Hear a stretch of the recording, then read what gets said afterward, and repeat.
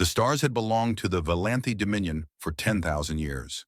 Their empire stretched across 300 systems, and in all that time, no species had ever truly challenged them.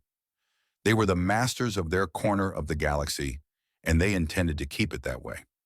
High Commander Ithraval stood on the observation deck of his flagship, the Eternal Silence. He was tall for his kind, nearly 3 meters of pale blue skin and thin limbs. His 4 eyes, arranged in a diamond pattern on his elongated face, stared out at the endless darkness of space. Behind him, the soft hum of the ship's systems provided a constant reminder of Valanthi power. "You wish to see me, High Commander?" a voice said from behind. Ithraval did not turn around. He knew the voice. It belonged to strategic advisor Kethrani, one of the finest military minds in the Dominion. She had helped plan the conquest of 17 worlds. Her strategies had never failed. "I did," Ithraval said. "I have been reviewing the reports from our scouts in the outer sectors. There is something that concerns me." Kethrani moved to stand beside him. She was smaller than Ithraval, but her presence commanded respect. Her silver uniform bore the marks of 100 campaigns. "The humans," she said. It was not a question. "Yes, the humans." The word felt strange in Ithraval's mouth. Humans. Such a simple name for such a troubling species. They had appeared on the galactic stage only 2 centuries ago, a mere heartbeat in the life of an empire like the Dominion. And yet, in that short time, they had done something remarkable. They had expanded. Not slowly, as young species usually did. Not carefully testing each step before taking the next. No, the humans had exploded outward from their home system like a plague. 12 systems in 200 years. Colony ships by the hundreds. Populations in the billions. "They grow too fast," Ithraval said. "It is not natural." "Agreed," Kethrani replied. "I have studied their expansion patterns. They do not follow the normal rules. Most young species take 1,000 years to colonize a single system beyond their own. The humans do it in decades." "How is this possible?" Kethrani was quiet for a moment. When she spoke, her voice was careful. "They breed quickly. Their lifespans are short, perhaps 80 of their years on average. But they reproduce at an alarming rate, and they are adaptable. They settle on worlds that other species would consider marginally habitable. Worlds with extreme temperatures, worlds with thin atmospheres, worlds with heavy gravity." Ithraval finally turned to face her. "You sound almost impressed." "I am concerned," Kethrani corrected. "A species that can thrive in such conditions is a species that will be difficult to contain. If we wait too long, they will become a true threat to the Dominion." This was the heart of the matter. Ithraval had been thinking the same thing for months now. The humans had not attacked any Valanthi interests. They had not made aggressive moves toward Dominion space. In fact, they seemed almost friendly, sending diplomatic messages and trade proposals. But Ithraval had not maintained the Dominion's power for 10,000 years by waiting for enemies to strike first. He had maintained it by crushing potential threats before they could grow strong enough to fight back. "Gather the War Council," he said. "It is time to discuss the human problem." The War Council met in the Great Chamber at the heart of the Eternal Silence. It was a room designed to intimidate, with walls of black stone and a ceiling that disappeared into darkness. Around a massive circular table sat the 12 most powerful military leaders in the Dominion. Ithraval stood at the head of the table, his hands clasped behind his back. On the wall behind him, a holographic display showed a map of the galaxy. A small cluster of systems was highlighted in red. Human space. "You have all seen the reports," Ithraval began. "The humans have expanded to 12 systems. Our projections suggest they will reach 20 within the next 50 years. Within a century, they could control enough territory to challenge our border worlds." "They have made no hostile moves," said Admiral Vornthax, the oldest member of the council. His voice was rough with age. "Perhaps they wish only for peace." "Perhaps," Ithraval acknowledged. "But can we afford to assume that? Look at their history. Our intelligence gatherers have studied their world, their records. They are a violent species, Admiral. They have spent most of their existence fighting each other. Wars, conflicts, endless bloodshed. It is only in the last few centuries that they have united enough to reach the stars. All the more reason to be cautious, Vornthax said. A species that has learned to overcome its violent nature may be one we can negotiate with, or it may be one that has simply found new targets for its violence, Kethrani interjected. She stood beside Ithraval, her posture rigid. I have analyzed their military capabilities. They are primitive compared to us, but they are improving rapidly. They reverse engineer technology at an alarming rate. Every trade deal we make with them, every piece of equipment they acquire from other species, they take apart and learn from. In 50 years, their weapons may be equal to ours. In 100, they may surpass us. Silence fell over the council. This was the fear that none of them wanted to speak aloud. The Velanthi had ruled for so long because they had always been the most advanced, the most powerful. The idea that a young species could catch up to them, could potentially exceed them, was terrifying. What do you propose? Asked General Shithara, a veteran of countless campaigns. Ithraval activated the holographic display. The map zoomed in on the human systems, then further, until a single blue and green world filled the screen. This is Earth, he said, the human homeworld. Our scouts report that more than 8 billion humans live on this one planet alone. It is the heart of their civilization, the source of their expansion. If we destroy it, or at least cripple it, we cripple the humans. You propose an invasion? Vornthax asked, his tone skeptical. I propose a decisive strike, Ithraval replied. We send a fleet to Earth. We destroy their orbital defenses and their military infrastructure. We land ground forces to secure their major population centers. And we demand unconditional surrender. And if they refuse, then we make an example of them. We show the galaxy what happens to species that threaten the Dominion. The council debated for hours. Some, like Vornthax, argued for caution. Others, like Sithara, were eager for battle. In the end, the vote was not even close.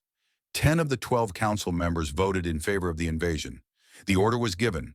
200 warships would be assembled for the strike on Earth. 50,000 ground troops would be prepared for landing operations. The fleet would depart within the month. As the council members filed out of the chamber, Kethrani approached Ithraval. You seem troubled, she observed. Ithraval stared at the image of Earth still rotating slowly on the display. I have conquered many worlds, he said. I have faced many enemies. But something about this one feels different. Different how? He could not explain it. It was just a feeling, a cold whisper in the back of his mind. He dismissed it as foolishness. It is nothing, he said. Begin the preparations. In the weeks that followed, the Velanthi war machine roared to life. Ships were loaded with weapons and supplies. Soldiers trained for the coming battle. The mood throughout the fleet was confident, even eager. The humans were primitive, after all. This would be a quick campaign, an easy victory. Intelligence reports flowed in from scouts who had observed the human defenses. They had orbital platforms, yes, but nothing that could stand against a full Velanthi fleet. Their warships were fast but lightly armed. Their ground forces were numerous but poorly equipped compared to Velanthi soldiers. They rely heavily on what they call projectile weapons, one intelligence officer reported. Chemical propellants that launch small metal objects at high speed. Primitive but effective at close range. Their heavier weapons use explosive compounds and guided missiles. Nothing we have not seen before. What of their homeworld itself? Kethrani asked. What conditions should our soldiers expect? The officer consulted his datapad. Earth is a Class 7 world on the habitability scale. Moderate hazards. The gravity is approximately 30% higher than Velanthi Prime, which will be uncomfortable for our troops but manageable with proper conditioning. The atmosphere is nitrogen-oxygen, breathable with minor filtration. Average temperatures range from cold to warm depending on region. There is significant water coverage, approximately 70% of the surface. Any dangerous wildlife? Some. The planet has a diverse ecosystem, but nothing that should pose a serious threat to armed soldiers. The dominant predators are relatively small compared to what we have encountered on other worlds. Kethrani nodded, satisfied. And the population centers? Where should we focus our landing operations? The humans have concentrated their population in areas they call cities, massive structures housing millions of individuals. We recommend targeting the largest of these for maximum psychological impact. However, there are also strategic locations outside major cities that may be important. Power generation facilities, communication hubs, military bases. What about this region? Etherval asked, pointing to a large green area on the map of Earth. Our scans show minimal population, but significant energy signatures. That is what the humans call the Amazon rainforest, the officer explained. It is a densely vegetated region near their equator. The energy signatures you detected come from hydroelectric facilities and other infrastructure. It could be a useful secondary target. Then we will land forces there as well, Ithraval decided. We will strike them from multiple directions at once. They will have no time to organize a defense. The fleet departed on schedule. 200 warships, the pride of the Valanthi Dominion, moving through the darkness of space toward a small blue world called Earth. On board were soldiers who had never known defeat, commanders who had never lost a campaign. They expected this to be just another conquest, just another victory to add to the long list of Valanthi triumphs. The journey took 3 weeks. The human systems had no defenses at the border, no way to stop the approaching fleet. By the time human sensors detected the Valanthi ships, it was already too late. The fleet was within striking distance of Earth. High Commander, a communications officer reported, we are receiving a transmission from the human homeworld. They are requesting to negotiate. Ignore it, Ithraval said. Begin the attack. The orbital bombardment was swift and efficient. The Valanthi had perfected this technique over thousands of years. First, the defense platforms fell, their shields overwhelmed by concentrated fire from dozens of ships. Then the military satellites were destroyed, leaving the humans blind and helpless. Human warships scrambled to respond, but they were outnumbered and outgunned. They fought bravely, Ithraval had to admit. They fought with a ferocity that surprised him. But it was not enough. Within 6 hours, the space around Earth belonged to the Valanthi. Open a channel to the planet, Ithraval ordered. All frequencies. The communications officer nodded, and Ithraval began to speak. People of Earth, I am High Commander Ithraval of the Valanthi Dominion. Your orbital defenses have been destroyed. Your fleet has been eliminated. You are defenseless. I offer you this one chance to surrender. Lay down your weapons, submit to Dominion rule, and your lives will be spared. Resist, and you will be destroyed. He waited for the response. He expected panic, maybe pleading. He had seen it before on other worlds. The desperate cries of a defeated species begging for mercy. What he got was silence. Then after several long minutes, a single transmission came from the surface. It was audio only, a human voice speaking in their strange language. The translation software converted it instantly. This is the United Earth Government responding to the Valanthi Dominion. We have received your terms. Our answer is no. We will not surrender. We will not submit. If you want Earth, you will have to come down here and take it. Ithraval stared at the communications console in disbelief. Had he heard correctly? Had these primitives, these creatures whose entire military had just been destroyed in a matter of hours, actually refused to surrender? They are fools, Kethrani said quietly. They do not understand what they are facing. Then we will teach them, Ithraval replied. His voice was cold. Order the ground forces to prepare for landing. We will show these humans the price of defiance. He did not know it then, but he had just made the worst decision of his life. He was about to send his soldiers down to the surface of Earth, to the soil of a world that the Valanthi had classified as merely a moderate hazard. He was about to discover just how wrong that classification was, because the scouts who had observed Earth had done so from orbit. Their probes had scanned the surface from space, recording data about gravity and atmosphere and temperature. What they had not done, what they could not do, was actually land on the planet. No Valanthi probe had ever survived landing on Earth. And in the War Council meetings and all the discussions about strategy and tactics and troop deployments, no one had thought to ask why. The dropships were loaded. The soldiers were ready. The invasion of Earth was about to begin. And far below, on the surface of the Deathworld that had forged the human species, the real horrors waited. The dropship shook violently as it entered Earth's atmosphere. Inside, 40 Valanthi soldiers sat in their restraints, their weapons held tightly against their chests. They were members of the 3rd Assault Division, some of the finest troops in the Dominion. They had conquered a dozen worlds together. They feared nothing. Squad leader Rethnar checked his helmet seals one more time. The intelligence briefings had warned them about Earth's atmosphere, its heavy oxygen content that could cause problems for Valanthe lungs. His suit would filter the air, make it safe to breathe. Nothing to worry about. Through the small viewports, he could see nothing but fire. The friction of entry turned the air into flame, and the ship bucked and groaned under the stress. Rethnar had made atmospheric entries before, but something about this one felt different. The ship was fighting harder than usual, struggling against a gravity that seemed to grab at it with angry hands. Then they were through. The fire faded, and Rethnar got his first look at Earth. Green. That was his first thought. So much green. The land below was covered in vegetation. An endless carpet of plant life stretching to the horizon. Trees, the intelligence reports had called them. Primitive plants that grew tall and thick. The Amazon rainforest. 30 seconds to landing, the pilot announced over the intercom. Rethnar stood, and his soldiers followed. They moved to the exit ramp, ready to deploy the moment the ship touched down. This was routine. They had done it hundreds of times. The ship landed hard, harder than it should have. Rethnar stumbled, caught himself. The extra gravity. He could feel it pressing down on him, making every movement require more effort. His suit compensated somewhat, but it was still uncomfortable. The ramp dropped, and hot air rushed in. Even through his helmet filters, Rethnar could feel the heat. It was like stepping into a furnace. The humidity was worse.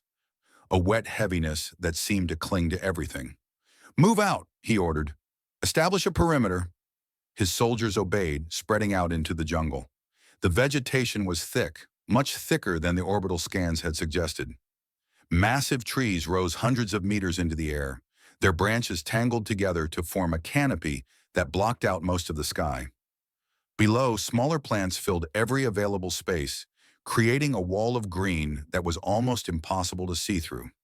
"This is not ideal terrain," one of his soldiers commented. "We adapt," Rethnar replied. "We always adapt."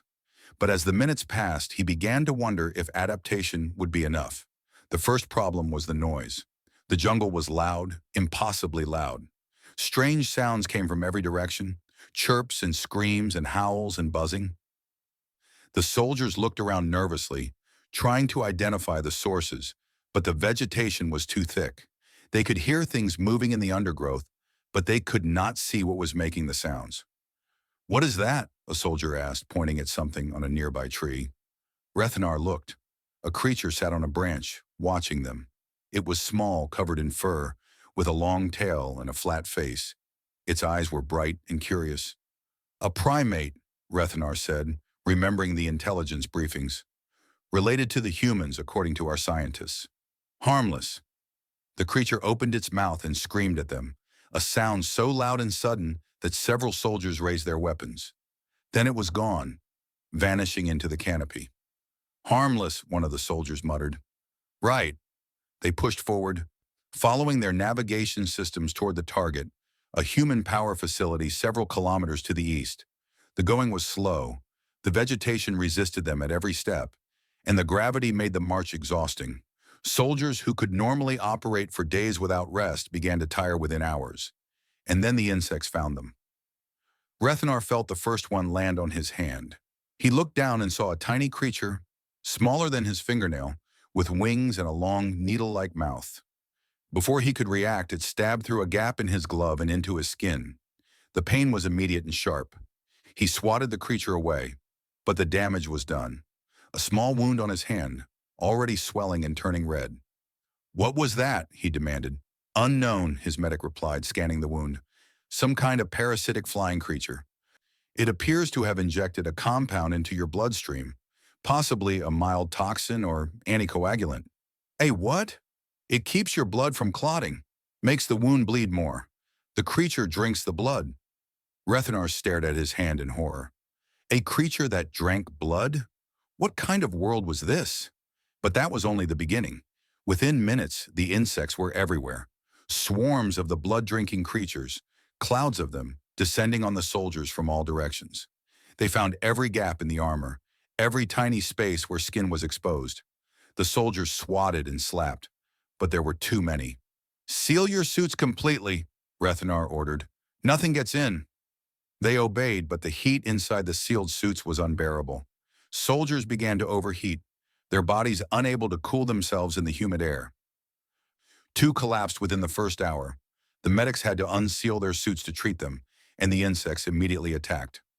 "We need to keep moving," Rethnar said. "We cannot stay here." They pushed on, but the jungle seemed to fight them every step of the way.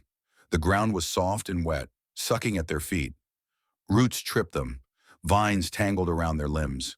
Strange plants brushed against their suits, leaving smears of sticky sap that attracted more insects. And then something grabbed Private Vethkin. One moment he was there, marching in formation. The next he was gone, pulled into the undergrowth so fast that no one saw what took him. His scream cut off almost immediately. "Defensive positions!" Rethnar shouted. "Find him!"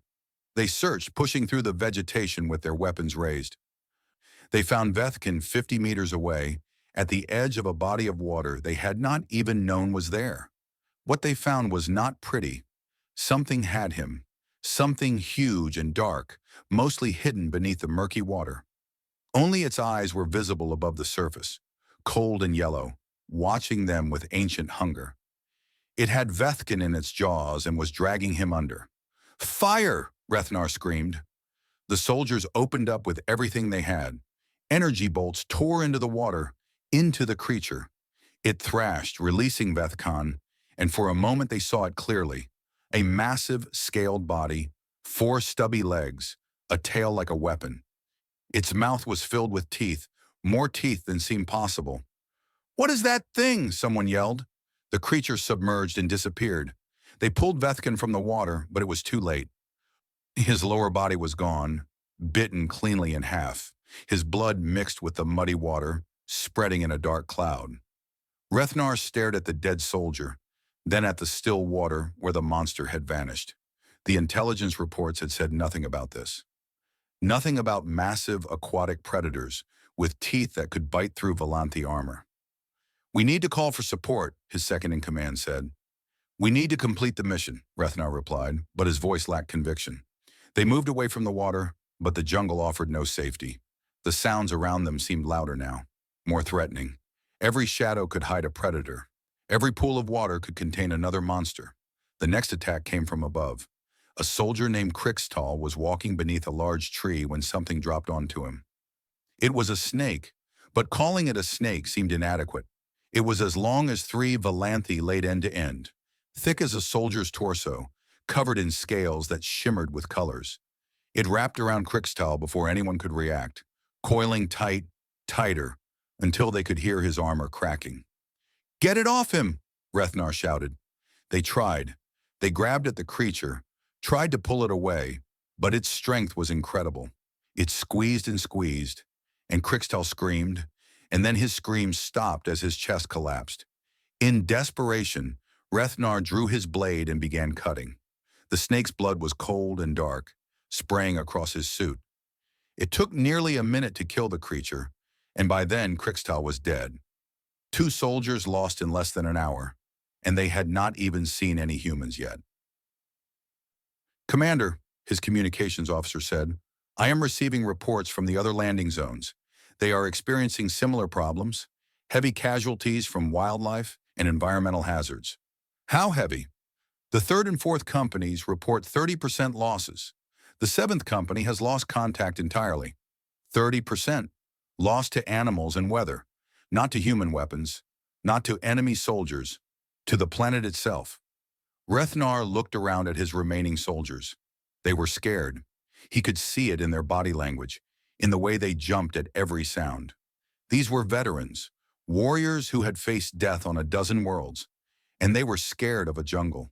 But so was he. "Keep moving," he ordered. "We have a mission to complete." They did not make it far. The attack came from the trees, silent and fast. A blur of spotted fur, a flash of claws. Private Yethnal went down, screaming, something on top of him. Rethnar spun, weapon raised, and saw it clearly. It was a predator, a pure killing machine.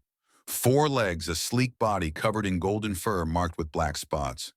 Its eyes were yellow and cold, and its claws were red with Valanthi blood. It looked at Rethnar with an expression that could only be described as hunger. He fired. The energy bolt caught the creature in the shoulder, and it roared, a sound that shook the trees. But it did not die. It leaped away, vanishing into the undergrowth, leaving Yethnal bleeding on the ground. "Medic!" Rethnar shouted, but the medic was already there. The wounds were deep, 4 parallel slashes across Yethnal's chest. The armor had slowed the claws but not stopped them. "He will live," the medic reported, "but he cannot continue." That made 3. 3 soldiers gone, and they were not even halfway to their objective. "What was that creature?" someone asked. "A jaguar," the communications officer replied, consulting his database. "A local predator. The intelligence report said they were relatively small and posed minimal threat." "Minimal threat?" Rethnar stared at the officer. "It just tore through military-grade armor." "The reports were based on orbital observation. They may have underestimated the capabilities of local wildlife." Underestimated. That was one word for it. Rethnar was beginning to think that the intelligence division had not understood this world at all. They established a temporary camp and called for medical evacuation. While they waited, Rethnar took stock of the situation. His squad had started with 40 soldiers. He was now down to 36, and several of those were injured. They had traveled less than 2 kilometers. Their objective was still several kilometers away, and night was falling. The sounds of the jungle changed as the sun went down. The daytime creatures fell silent, replaced by new sounds, clicks and chirps and howls that were somehow worse than what had come before. The darkness was absolute, the thick canopy blocking out any light from the stars. Even their night vision equipment struggled to penetrate the gloom. "Something is watching us," a soldier whispered. Rethnar looked. Eyes. Dozens of eyes glowing in the darkness, surrounding their camp. The creatures stayed just outside the light of their emergency lamps, circling, waiting. "Hold position," Rethnar ordered. "Nothing gets past the perimeter." They made it through the night, but barely. 3 times something tried to enter the camp. 3 times they drove it back with weapons fire. In the morning they found the bodies of the creatures they had killed. More of the spotted predators. A massive serpent. Something they could not identify. A creature with too many legs and mandibles that dripped with venom. The evacuation ship arrived at dawn. As Rethnar loaded the wounded aboard, he received a new message from High Commander Ithraval. "What is your status, squad leader?" Rethnar hesitated. What could he say? That his elite soldiers were being torn apart by wild animals? That a single predator had done more damage than most enemy armies? That he was afraid, genuinely afraid of a planet? "We are encountering heavier resistance than expected," he said carefully. "The local wildlife is extremely aggressive. I recommend aerial insertion directly to the objective." There was a long pause. Then, "Negative. Ground forces will proceed on foot as planned. The humans must see our strength, see our soldiers marching across their land. Continue your advance." "Understood, High Commander." The channel closed, and Rethnar looked at his surviving soldiers. They were exhausted, many of them wounded, all of them scared. And they had to keep walking through this nightmare. "You heard the commander," he said. "We move out." They moved out, and the jungle waited for them, patient and hungry. Over the next 3 days, Rethnar lost 7 more soldiers. One to a swarm of tiny insects that somehow got inside his suit and stung him hundreds of times, injecting so much venom that his heart stopped. 2 to something in the water, a school of small fish with teeth like razors that stripped them to the bone in minutes. 1 to a plant that released a cloud of spores when disturbed, spores that took root in his lungs and began to grow. A plant. One of his soldiers was killed by a plant. The others were taken by predators, by accidents, by the simple crushing weight of gravity and heat and exhaustion. By the time they finally reached their objective, the human power facility, Rethnar had only 23 soldiers left, less than 60% of his original force, and they had not encountered a single human enemy. What they found at the facility broke whatever remained of their morale. The humans were waiting for them, not with an army, not with heavy weapons. Just a few dozen humans in light armor, standing calmly behind simple barricades. They did not look scared. They looked almost amused. "Valanthe soldiers," one of them called out in accented Galactic common. "You have come a long way. You must be tired." Rethnar raised his weapon. "Surrender the facility. You are outnumbered." The human laughed. Actually laughed. "Outnumbered? You started with 40 soldiers. How many do you have now?" The cold realization hit Rethnar like a physical blow. They knew. The humans knew exactly what the jungle had done to his squad. They had been watching. Maybe they had even been guiding the predators, attracting them with scents or sounds.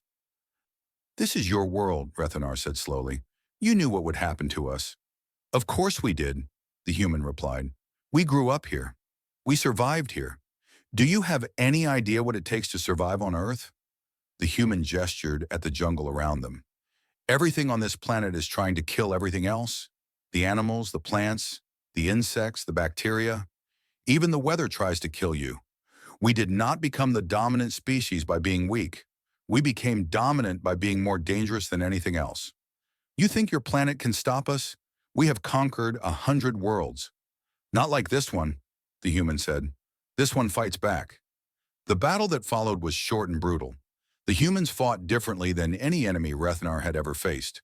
They were fast, incredibly fast, moving with a speed that should have been impossible in this heavy gravity.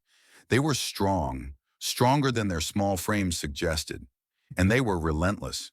But worst of all, they worked with the jungle.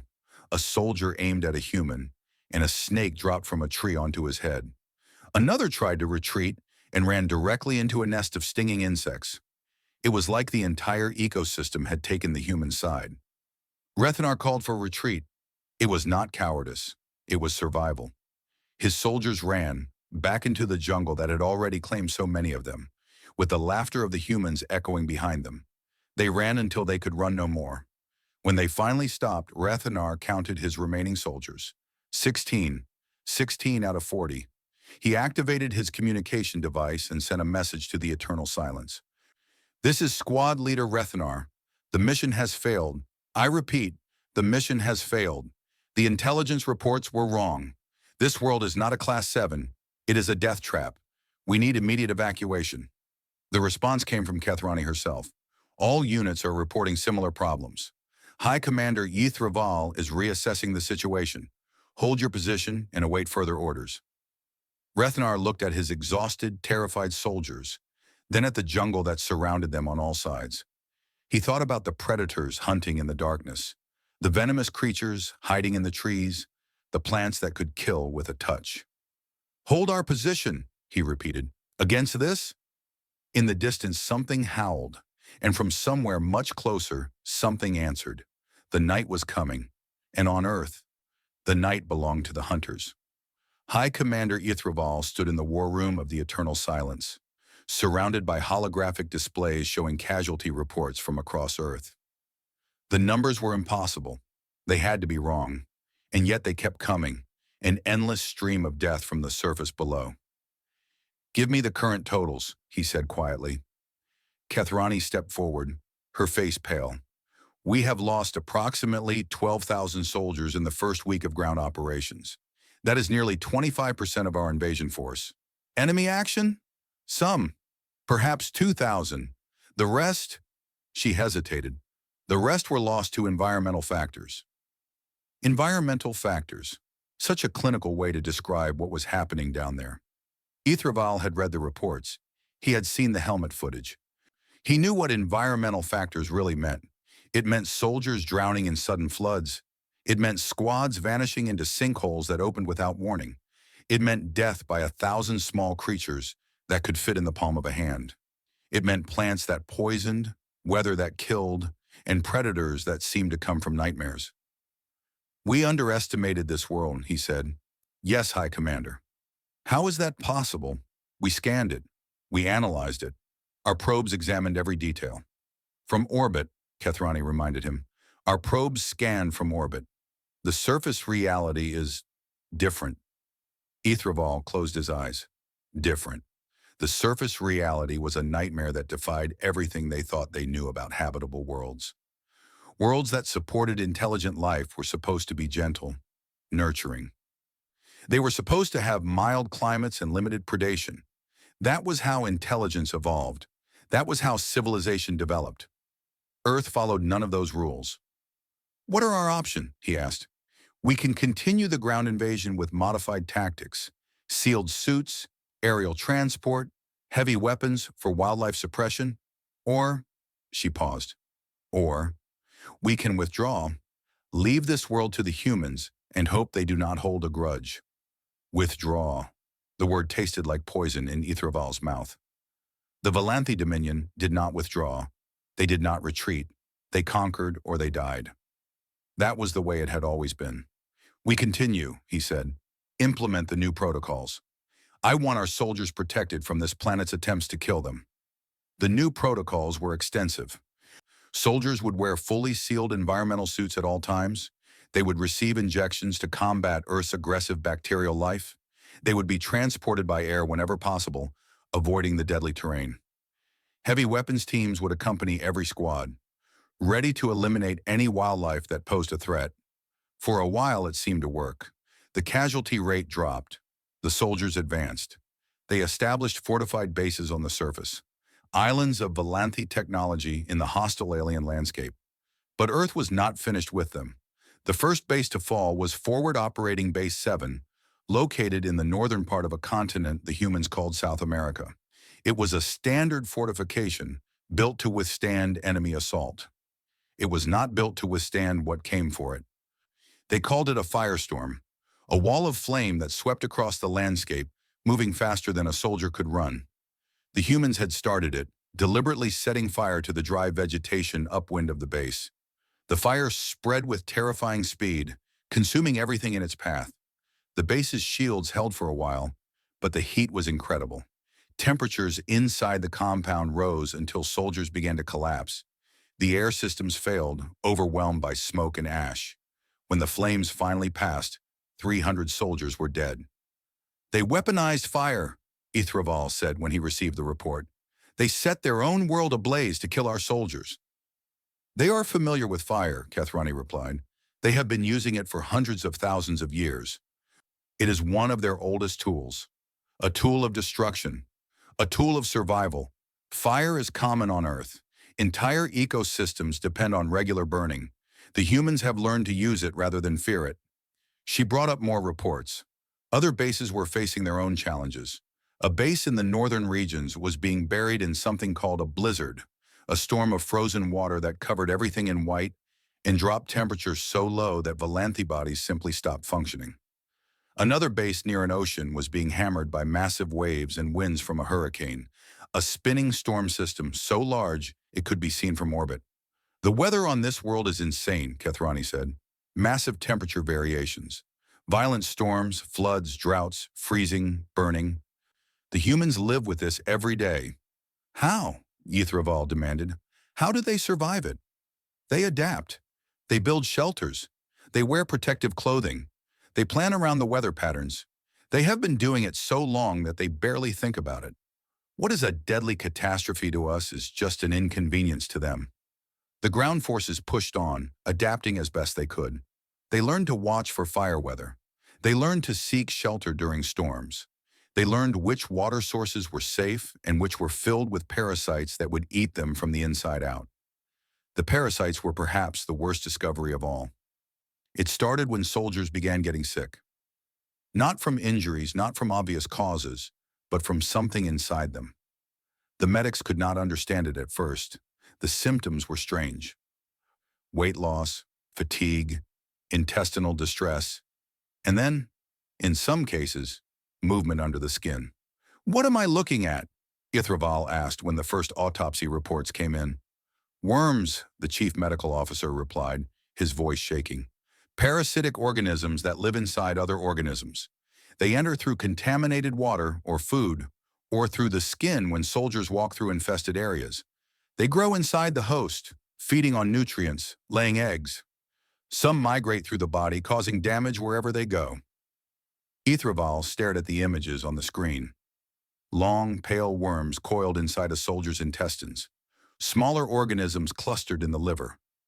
Microscopic creatures swimming in the blood. "This is monstrous," he whispered. "This is normal on Earth," the medical officer said. "These parasites have evolved alongside all other life on the planet. Every species has them. The humans deal with them constantly. They have developed medicines to kill them, but the parasites keep evolving, keep finding new ways to infect their hosts. It is an endless war. An endless war, inside their own bodies. Yes, High Commander, the humans are literally at war with their own ecosystem at all times. External threats, internal threats. They are never truly safe, never truly at peace, and yet they thrive. Ithraval ordered all troops to treat their water, to cook their food, to avoid contact with soil and water whenever possible. It helped, but it did not stop the infections entirely. The parasites were too numerous, too varied. For everyone they protected against, another found a way in. And then they learned about the oceans. The Velanthi had initially avoided Earth's oceans. They were focused on land targets, on the cities where the humans lived. But eventually, they needed to establish a presence on the water. Shipping lanes had to be controlled. Coastal installations had to be captured. The first naval group landed on the surface near a major human port city. 20 landing craft, each carrying 100 soldiers. They were expecting human resistance. They were not expecting what they found. The attack came from below. Something massive rose from the depths, something so large that the soldiers at first thought it was a submarine. It was not. It was a creature, a living thing with tentacles as thick as trees and a body like a nightmare. It wrapped itself around the lead landing craft and pulled it under the water in seconds. "What was that?" the naval commander screamed into his communicator. "What was that thing?" Before anyone could answer, more shapes appeared in the water. Fins cutting through the surface. Sleek gray bodies circling the remaining craft. The soldiers opened fire, but the creatures were fast, diving below the surface whenever weapons were aimed at them. One by one, the landing craft were attacked. Some were dragged under by the giant creature. Others were swarmed by the smaller ones, the gray hunters with rows and rows of teeth. Soldiers who fell into the water disappeared within seconds, pulled down by things they could not even see. Of the 2,000 soldiers in the naval group, fewer than 300 made it to shore. Sharks, the intelligence officer reported later. The gray creatures are called sharks. They are predators that have existed on Earth for hundreds of millions of years. Some species can grow several meters long and can bite through metal. The larger creature was likely a giant squid, a deep ocean predator that normally stays far below the surface. Normally, Ithraval repeated, there are reports of humans interacting with these creatures, training them perhaps, or simply attracting them to our forces with blood and noise. The humans know these waters. They know what lives in them. The oceans are off limits, Ithraval ordered. We do not have the resources to fight the water, but the oceans covered 70% of the planet. By avoiding them, the Velanthi were giving up most of Earth without a fight. The situation was spiraling out of control. Ithraval could see it in the numbers, in the reports, in the faces of his officers. They were losing this war, not to human weapons, but to Earth itself.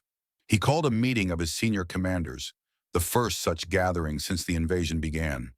They met in the war room, holographic images of their tired faces filling the space. Many of them were on the surface, commanding from forward bases. They all looked haunted. "I want honest assessments," Ithraval said. "No optimism, no excuses. What is our real situation?" General Vethmar, commanding the Northern Theater, spoke first. "We have secured approximately 15% of our initial objectives. Casualties are at 38%. Disease and infection are rampant. Morale is not good. Not good. Soldiers are refusing orders, High Commander. They are afraid to leave their bases. They say the planet is hunting them. Some have taken their own lives rather than face another day on the surface." Admiral Zethkal, commanding what remained of the naval operations, went next. "The coastal campaign is a failure. We cannot operate in or near the water. The creatures there are too numerous, too aggressive. I have lost 60% of my forces without achieving any objectives." One by one, the other commanders reported similar stories. Losses to wildlife, losses to weather, losses to disease, losses to accidents, losses to psychological breakdown. The invasion was falling apart. There is something else, Kethrani said when the commanders had finished. Something the medics have discovered that I think you all need to hear. She activated a display showing medical data that Etherval did not fully understand, graphs and charts and biological readouts. The bacteria on Earth are unlike anything we have encountered, she explained. They are aggressive, adaptable, and resistant to most of our treatments. Our soldiers are becoming sick not from one pathogen, but from dozens, hundreds. The human body has evolved to handle this constant assault. Ours have not. Can we develop countermeasures? Someone asked. In time, perhaps, but we do not have time. The infections are spreading faster than we can treat them. If we remain on the surface much longer, we will lose more soldiers to disease than to all other causes combined. Ithraval felt the weight of command pressing down on him. He had led armies for centuries. He had conquered worlds that others said could not be conquered. But this world was different. This world was actively trying to kill them, and it was succeeding. Why? He asked quietly. Why is this planet so hostile? Because it has always been this way, Kethrani replied. Earth is old, High Commander. Life has existed there for billions of years, constantly competing, constantly evolving. Every species on that planet is the product of endless struggle, endless death. Only the strongest, the most adaptable, the most vicious survive, including the humans. The humans! Etherval stared at the blue and green world rotating slowly on the display. They are not just from this planet. They are of this planet. They are part of this endless war. Yes, and they have been fighting it longer than we have. They know its rules. They know how to survive. We do not. The room was silent. Every commander knew what Kethrani was saying. They had invaded a world that had been at war with itself for billions of years. They had tried to conquer a species that had already conquered the most hostile environment in the known galaxy. They had made a terrible mistake. What do you recommend? Ithraval asked. Kethrani did not hesitate. We establish secure bases and stop all further ground expansion. We focus our efforts on survival, not conquest. We wait for reinforcements and develop proper countermeasures for this world's dangers. And we prepare for the possibility that victory may not be achievable. You are suggesting we accept defeat? I am suggesting we accept reality. We came here expecting an easy conquest. We found something else entirely. We can adapt or we can die. Those are our only options. Ithraval looked at the faces of his commanders. He saw exhaustion. He saw fear. He saw the beginning of despair. These were warriors who had never lost, and now they were losing to a planet. Implement the new strategy, he said finally. Consolidate our forces, secure our positions, and pray to whatever gods still listen that the humans do not decide to counterattack. But even as he gave the order, he knew it was too late for prayers. On the surface below, the humans were already moving. They had watched the Valanthi struggle. They had learned their weaknesses, and now, armed with the weapons that their Deathworld had given them, they were preparing to show the invaders exactly why Earth was the most dangerous planet in the galaxy. The hunters were about to become the hunted. Lieutenant Colonel Sarah Chen had not slept in 3 days. She did not need to. Her body had adapted to the stress, the same way human bodies had adapted to every challenge Earth had thrown at them for millions of years. Sleep could wait. The enemy could not.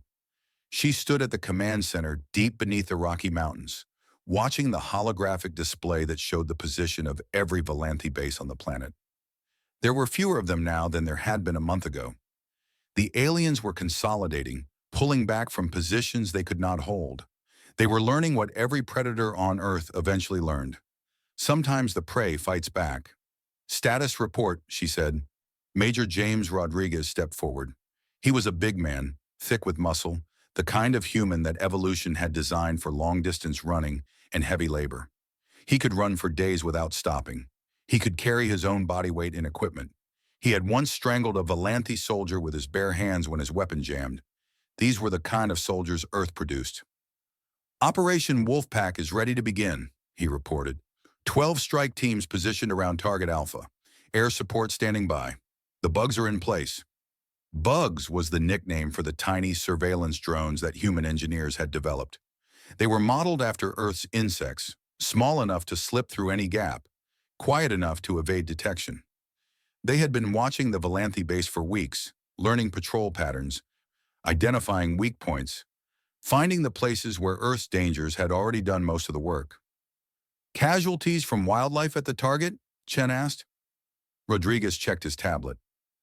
17 in the last week, 2 from brown recluse spiders in their supply depot, 3 from a black bear that got into their food stores, 5 from a nest of hornets they accidentally disturbed, the rest from various smaller encounters.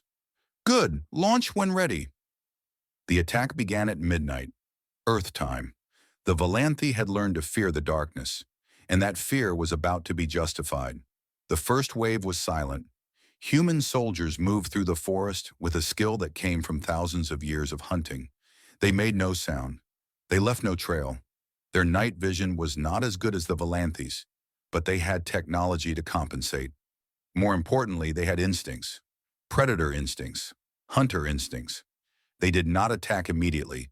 Instead, they waited. They watched, and they released the animals. Wolves had been extinct in this region for almost a century. The humans had brought them back, not as pets, not as tools, but as partners. The wolf pack understood the mission in their own way. They knew which scent was enemy, which scent was friend. They knew how to hunt together, how to separate prey from the herd, how to strike at weakness. The first Volanthi sentry died without making a sound. One moment he was standing at his post, scanning the darkness with equipment that could see heat in motion. The next, something hit him from behind, jaws closing around his throat. The wolves did not eat him. They were not here for food. They were here to kill. 3 more sentries fell before the alarm was raised. By then, it was too late. The human soldiers attacked from all directions at once. They moved fast, faster than the heavy gravity Volanthi could react. They were precise, their weapons finding gaps in armor that they had spent weeks studying. And they were relentless. That was the word that would appear most often in Volanthi reports after this night. Relentless. The humans did not stop. They did not tire. They did not give their enemies time to think, time to organize, time to breathe. They just kept coming, wave after wave, attack after attack. They are using persistence hunting tactics, one Volanthi officer reported before he died. They are not trying to overwhelm us with force. They are trying to exhaust us. He was right.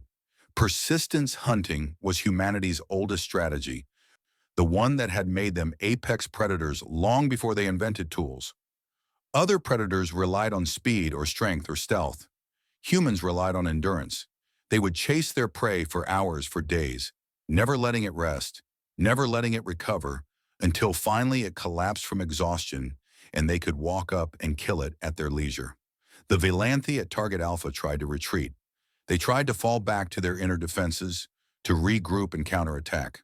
The humans did not let them. Every time the aliens stopped to catch their breath, humans appeared out of the darkness. Every time they tried to establish a defensive position, another attack came from an unexpected direction. And then there were the other weapons, the biological weapons. Human scientists had spent centuries studying Earth's toxins. They knew every poison, every venom, every chemical that evolution had created for killing. They had learned to concentrate these substances, to weaponize them. Now they use them. Darts coated with tetrodotoxin, extracted from pufferfish. A single scratch would paralyze a Volanthi for hours.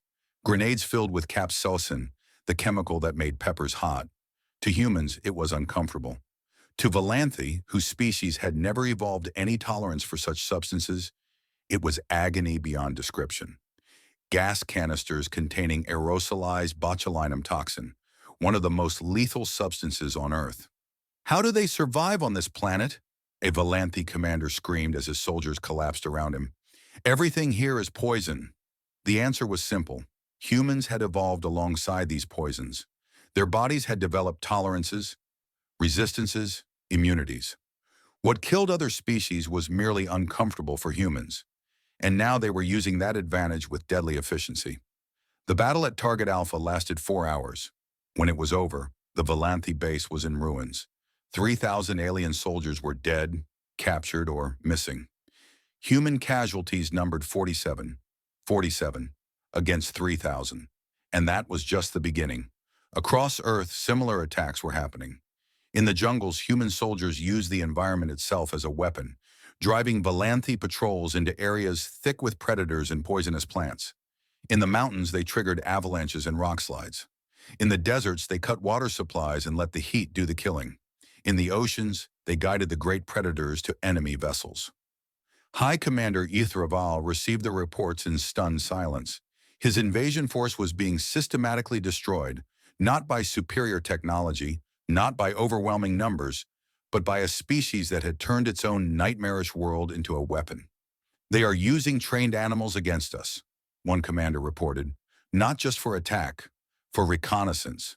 Birds that fly over our positions and return to their handlers, dogs that track our soldiers by scent, even insects modified to carry cameras and listening devices. Their soldiers continue to fight after sustaining wounds that would incapacitate any Valanthe, another added. We have documented cases of humans continuing to operate after losing limbs, after severe blood loss, after injuries that should be fatal. They simply refuse to die. Their endurance is beyond anything in our records. They can march for days without rest. They can survive without food for weeks. They can function in conditions of extreme heat, extreme cold, extreme everything. It is as if their bodies were designed for war. Ithraval understood now what they were facing. The humans had not become dominant on Earth by being gentle.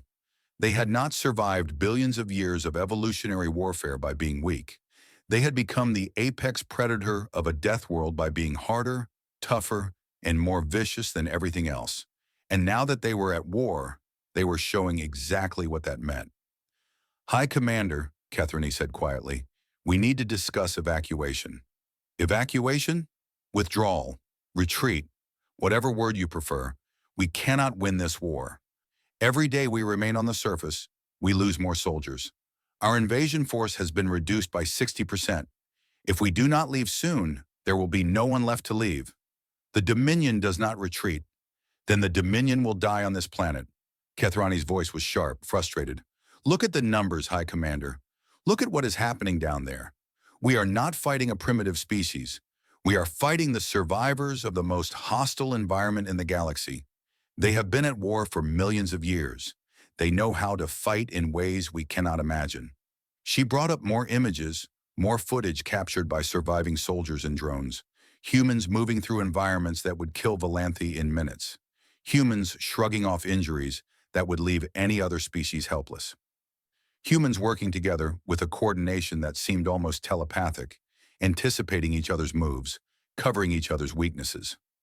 They evolved as social hunters, Kathrani explained. They operate in groups, communicate constantly, share information instantly. When one human learns something, they all learn it. They adapt faster than any species we have ever encountered. Every tactic we use against them, they counter within days. Every weapon we deploy, they find a way to neutralize. They are the ultimate adaptive species. Then what do you suggest? That we simply give up? That we let them win? I suggest that we survive, that we preserve what remains of our fleet and our soldiers, that we return to Dominion space and regroup. The humans have not attacked our ships in orbit. They could, I think. They are holding back, waiting to see what we do. If we leave, I believe they will let us go. Ithraval stared at the image of Earth rotating slowly on the display. Such a beautiful world from orbit, blue and green and white, serene and peaceful. It was hard to believe that such horror existed beneath those clouds. If we leave, he said slowly, we admit defeat. We admit that a primitive species defeated the Valanthe Dominion.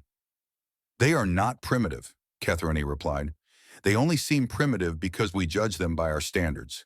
Their technology is different from ours, suited to their world and their needs.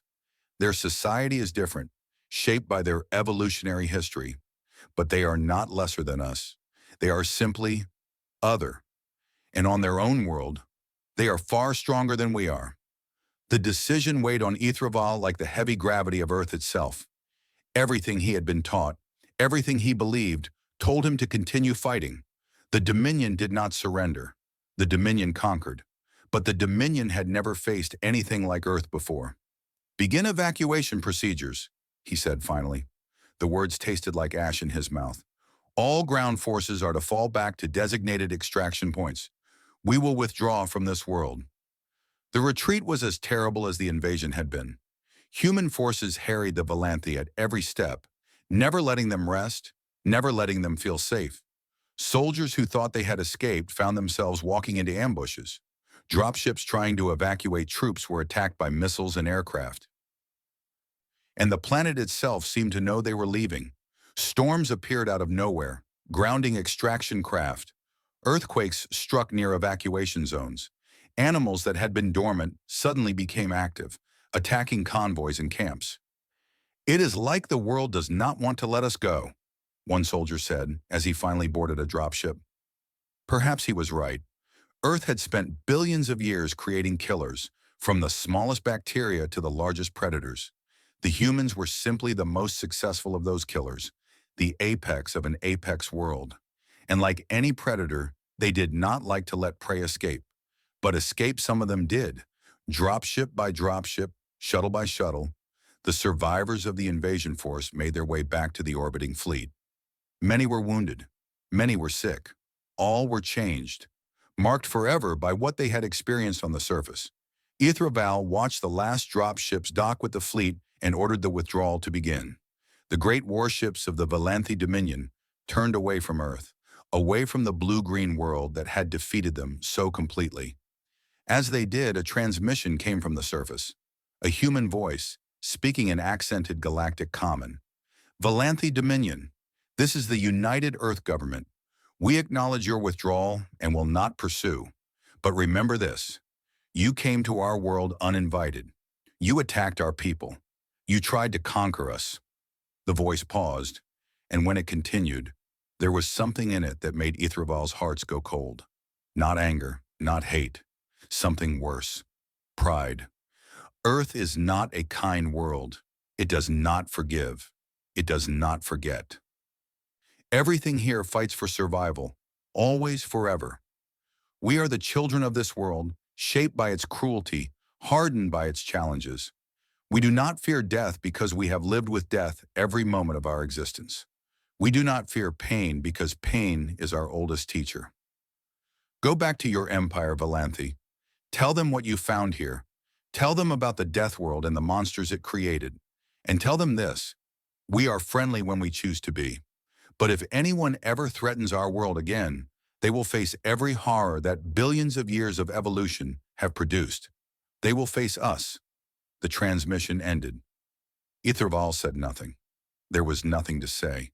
The fleet accelerated away from Earth, leaving the blue world behind. But Ithraval knew that the memory of this place, the things he had seen and learned here, would never leave him. He had come to Earth expecting to conquer a primitive species. He had found something else entirely. He had found the monsters. The journey back to Valanthi space took 3 weeks.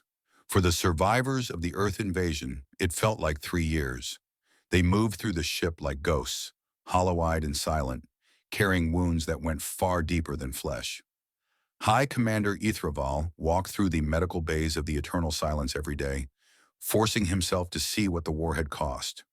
Soldiers missing limbs, their bodies ravaged by infections that the doctors struggled to treat. Warriors who flinched at shadows, who screamed in their sleep, who spoke of eyes watching them from the darkness. Heroes who had conquered a dozen worlds, now afraid to close their eyes. The parasites were the worst. Despite everything the medical staff could do, the creatures that had invaded the soldiers' bodies continued to cause problems. Some could be removed surgically, others were too deeply embedded, too numerous. Soldiers who had seemed healthy upon evacuation began to sicken and die as the organisms inside them completed their life cycles. "We have lost another 12 since leaving Earth orbit," the chief medical officer reported.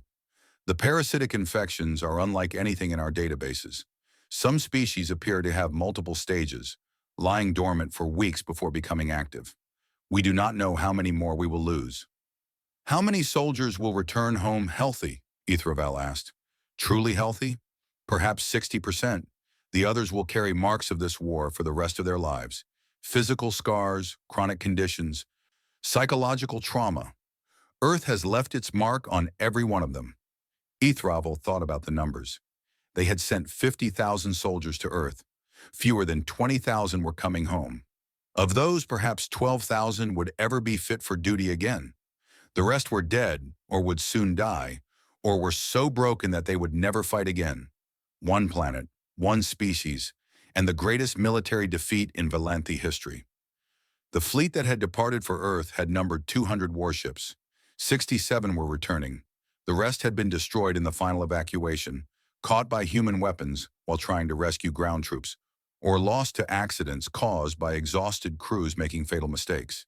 It was a disaster of unimaginable proportions, and Ithraval would have to explain it to the War Council. He spent the remaining journey preparing his report. He gathered testimony from survivors. He compiled footage from helmet cameras and surveillance drones. He organized medical data and tactical analyses. He built the most complete picture he could of what had happened on Earth and what it meant for the Dominion. When the fleet finally arrived at Valanthy Prime, they were met not with celebration, but with silence. Word of the defeat had traveled ahead of them. The entire empire knew that something terrible had happened at Earth. Now they would learn the details. The War Council convened in the Great Hall of the Capitol, the same room where Ithraval had first proposed the invasion. The 12 council members sat in their high seats, their faces grave. In the gallery above, hundreds of officials and dignitaries watched in silence. Ithraval stood before them, alone at the center of the chamber. He felt the weight of their eyes upon him, the judgment they had not yet spoken. "High Commander Ithraval," said Grand Admiral Vethrax, the leader of the council, "you stand before us to give account of the Earth campaign. We have heard rumors and fragments. Now we would hear the truth." "The truth," Ithraval repeated. He took a deep breath and began. "We went to Earth expecting an easy conquest. We had studied the planet from orbit. We had analyzed its technology, its military capabilities, its population. By every measure we used, it should have been a simple victory. We were wrong." He activated the holographic display, filling the chamber with images of Earth. Beautiful images at first. The blue oceans, the green forests, the white clouds. Earth appears peaceful from space. It is not. It is the most hostile environment we have ever encountered. The gravity alone is enough to exhaust a Valanthy soldier within hours. The atmosphere burns our lungs with its heavy oxygen. The temperatures swing from burning to freezing, sometimes within the same day. The images changed. Now they showed the horrors that waited beneath those peaceful clouds. Predators with teeth and claws. Hunters with venom and crushing coils. Swarms of insects that could strip flesh from bone. Plants that killed with poison or strangled their victims with grasping vines. "Everything on Earth is trying to kill everything else," Ithraval continued. "Every species, every organism is in constant competition for survival. There is no peace on that world. There is only war, endless and eternal. Stretching back billions of years, he showed them the parasites, the creatures that invaded the body, that ate their hosts from within. He showed them the bacteria, the viruses, the fungi that attacked the living and consumed the dead. He showed them diseases that had no cure, infections that spread through touch, spores that filled the lungs and rotted them from the inside. The council members shifted uncomfortably. Some looked away from the images. One veteran admiral, who had fought in 100 battles without flinching, covered his eyes. "We lost soldiers to all of these things," Ithraval said. "We lost them to predators and parasites and poisons. We lost them to weather and terrain and accident. We lost more soldiers to the planet itself than we did to human weapons. But the humans," he continued, "the humans are the worst of all." New images appeared. Humans running through terrain that would kill a Valanthy. Humans fighting after sustaining wounds that should have been fatal. Humans hunting in the darkness, moving in perfect coordination, relentless and unstoppable. They evolved on that nightmare world. They did not just survive it, they conquered it. They became the apex predator of a planet full of apex predators. "Do you understand what that means?" He looked around the chamber, meeting the eyes of each council member in turn. "It means that everything that makes Earth deadly is part of them. The aggression, the endurance, the adaptability, the willingness to fight, to suffer, to die and keep fighting. They did not learn these things. They were born with them. It is in their blood, their bones, their very souls. We thought they were primitive because their technology is different from ours. We were fools. They developed technology suited to their world, tools for surviving in hell. They do not need starships and energy weapons. They have something more powerful. They have Earth. And when we invaded them, they used Earth against us. He showed them the counterattack, the trained animals that hunted Valanthi soldiers, the biological weapons derived from Earth's countless toxins, the humans who moved through the deadly terrain like it was nothing, who turned every feature of their nightmarish world into an advantage. They know their planet, Ithraval said. They know every predator, every poison, every danger. They have been fighting these things for millions of years. And when they turned that knowledge against us, we had no defense. The final images were the hardest. The retreat, the dying, the soldiers screaming as parasites hatched inside them, the ships falling to human weapons as they tried to evacuate, the faces of warriors who had seen things no Valanthi was meant to see. We went to Earth with 200 warships and 50,000 soldiers, Ithraval concluded. We returned with 67 ships and fewer than 20,000 survivors. Of those survivors, thousands will die from injuries and infections in the coming months. The rest will carry scars for the remainder of their lives. He deactivated the display and stood in silence for a moment. This is my report. This is the truth. We invaded a death world, and the death world won. The chamber was silent. For a long time, no one spoke. Then Grand Admiral Vethrax leaned forward. What is your recommendation, High Commander? What should the Dominion do now? Ithraval had thought about this question during every moment of the journey home. He had considered military options, diplomatic solutions, technological responses. In the end, he had reached only one conclusion. We should leave them alone, he said. Earth should be classified as a forbidden world. No Valanthi ship should approach it. No Valanthi citizen should attempt to contact its inhabitants. We should pretend that it does not exist and hope that the humans are willing to do the same. Murmurs ran through the gallery. This was not what they had expected. The Valanthi did not hide from threats. They eliminated them. You suggest we simply ignore a species that has defeated us? One council member demanded. That we allow this insult to stand unanswered? I suggest we survive, Ithraval replied. The humans did not pursue us. They let us leave. They sent a message saying they would be peaceful if we would be peaceful. I believe them. Why? Why would such a violent species choose peace? Because they are tired of war. Ithraval's voice was quiet now, thoughtful. Think about what I have told you. They have been at war for their entire existence. Not just as a species, but as a world. Every day of every year for billions of years, Earth has been a battlefield.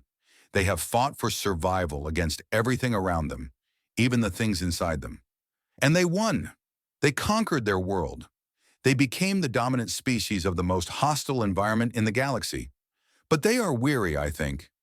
They have found peace among themselves after millions of years of fighting each other. They do not want more war. They want to rest. We should let them rest. Because if we do not, if we force them back into war, they will fight us with everything they have, with every weapon, every tactic, every horror that their world has taught them. And I do not believe we can survive that. The debate that followed lasted for hours. Some argued for retaliation, for a massive fleet to punish the humans for their defiance. Others supported Ithraval's caution. In the end, the vote was close, but the commander's recommendation carried. Earth was classified as a quarantine world. All approaches were forbidden. All contact was prohibited. The humans were to be left alone, treated as if their little blue planet did not exist. But that was not the end of the story. Word spread, as word always does.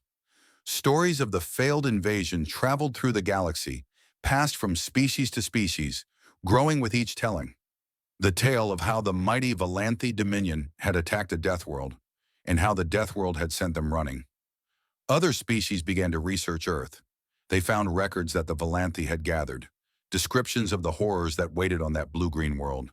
They learned about the predators and the parasites, the diseases and the dangers. They learned about the humans, and they began to understand why the Volanthi had lost. The humans had not defeated the Dominion through superior technology or greater numbers. They had won because they were products of a world that was constantly trying to kill them. They had evolved to be survivors, fighters, predators. Every challenge made them stronger. Every threat made them more dangerous. They were the children of a world that showed no mercy, and it had forged them into something terrifying. A new phrase entered the galactic vocabulary: Deathworlder. It was used to describe any species that evolved on a hostile world, but when people said it, they usually meant humans. The original Deathworlders, the apex predators of the apex world. Trade delegations began to arrive at the edge of human space. Carefully, cautiously, other species made contact. They came not to conquer, but to negotiate, to trade, to learn. They found that the humans, freed from the threat of invasion, were surprisingly friendly, curious, creative, eager to explore and discover. But beneath that friendliness, the other species could always see the predator. It was in the way humans moved, confident and economical, in the way they watched their surroundings, always alert, always ready, in the way they could go from peaceful to violent in an instant, when they or their people were threatened. They are like their world, Warhad, one diplomat reported to his government, beautiful on the surface, deadly beneath. They smile and laugh and make jokes, but never forget what they are. They are the survivors of Earth. They are the monsters that killed the other monsters. Years passed. The humans expanded further into the galaxy, establishing colonies and trade routes. They made allies and friends among other species. They shared their technology, their art, their culture. They seemed peaceful, civilized, even gentle. But the story of the Earth invasion was never forgotten. It was taught in military academies across the galaxy, a lesson in what happened when you underestimated a species shaped by a death world. It was told to children as a warning: be careful of the humans. Be friendly, be polite, because if you make them angry, you will face not just them, but everything that made them. On Volanthi Prime, High Commander Ithraval lived out his remaining years in quiet retirement. He was treated with respect, not blame. He had tried to conquer Earth. He had failed, but he had recognized his failure and preserved what remained of his forces. That was considered wisdom, not weakness. Sometimes, late at night, he would look up at the stars and think about that blue world so far away. He would remember the sounds of the jungle, the eyes watching from the darkness, the screams of soldiers being taken by things they could not see. He would remember the human voice that had spoken to him as he retreated, calm and confident and utterly without mercy. "Tell them what you found here," the human had said. "Tell them about the death world and the monsters it created." He had told them. He had told everyone who would listen. And the galaxy had learned. The humans were not like other species. They came from a world that was trying to kill them from the day they were born to the day they died. They had survived that world, conquered it, claimed it as their own. They had become the most dangerous things on the most dangerous planet in the known universe. And now they were out among the stars. They were friendly, they were curious. They were creative and kind and full of wonder at the galaxy around them. But never forget what they were. Never forget where they came from. Never forget the horrors lurking on the death world. Because if you did, if you ever forgot, if you ever thought that you could threaten them, or conquer them, or hurt them without consequence, they would remind you, and the reminder would be written in blood. In the end, that was the lesson the Volanthi had learned. That was the lesson the galaxy had learned. That was the lesson carved into the stars themselves. Do not go to war with the humans. Do not threaten their world. Do not make them your enemies. Because if you do, you will face every nightmare that Earth has ever created. You will face the Deathworlders. And the Deathworlders do not lose.